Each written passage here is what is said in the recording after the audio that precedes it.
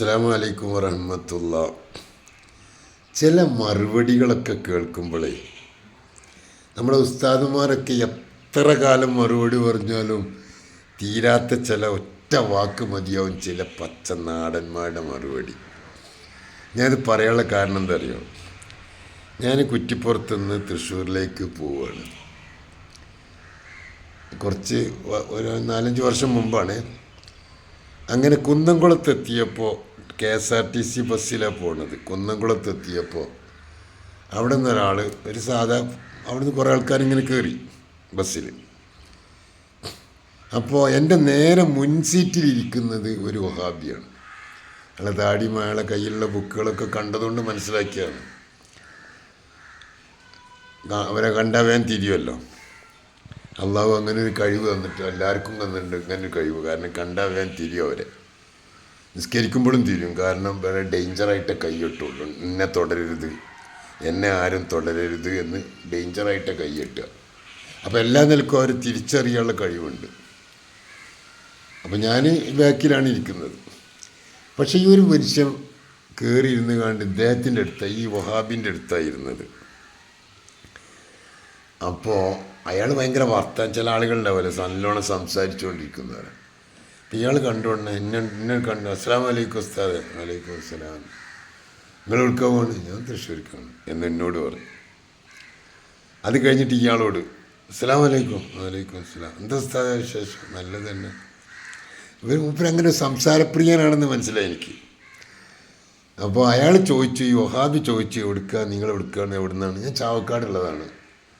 ഞാൻ മിണ്ടാത്ത തങ്ങൾപ്പാപ്പ, കാളത്തോട് മിണ്ടാത്ത തങ്ങൾപ്പാപ്പാൻ്റെ അടുക്ക് സിയാറത്തിന് പോവുകയാണ്.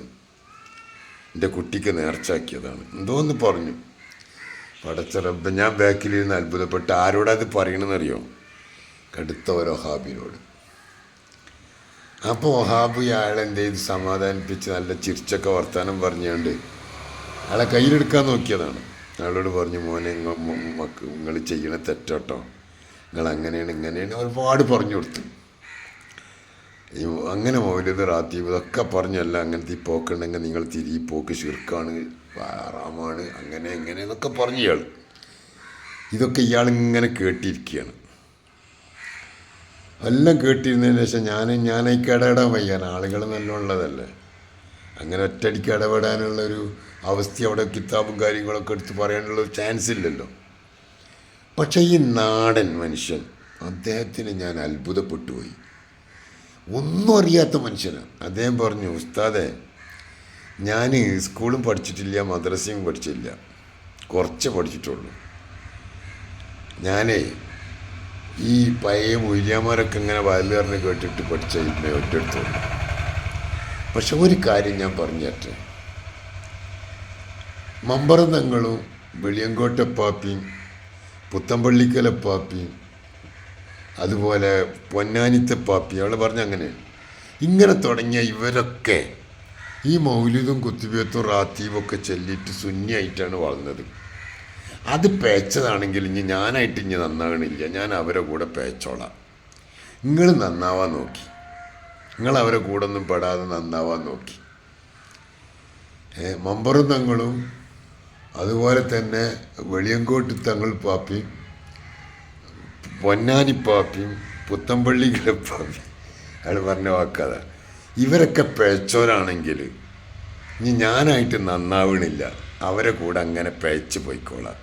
നിങ്ങൾ അവരുടെ നിന്നൊക്കെ അതൊക്കെ തെറ്റാന്ന് പറഞ്ഞിട്ട് നിങ്ങൾ വേറെ പുതിയ പേക്കാതെ മുന്നോട്ട് പോയിക്കോളി.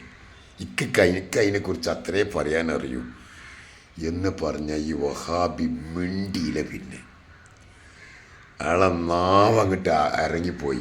ഒരു ഉസ്താദാണെങ്കിൽ എത്ര മറുപടി പറയണം.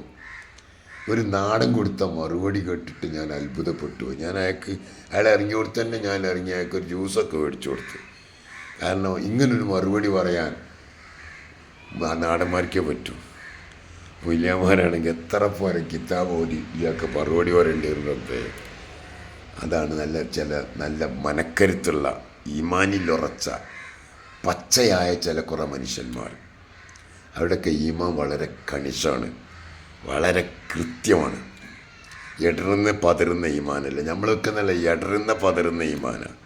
അപ്പുറത്തൊന്ന് കേട്ട അത് എന്താ കുഴപ്പം, പുറത്തൊന്ന് കേട്ട ഇതെന്താ കുഴപ്പം എന്ന് ചിന്തിക്കുന്ന ആളുകളാണ് നമ്മളൊക്കെ. അതിൽ അള്ളാഹു നല്ലതൊക്കെ മനസ്സിലാക്കാൻ തൗഫീഖ് നൽകട്ടെ.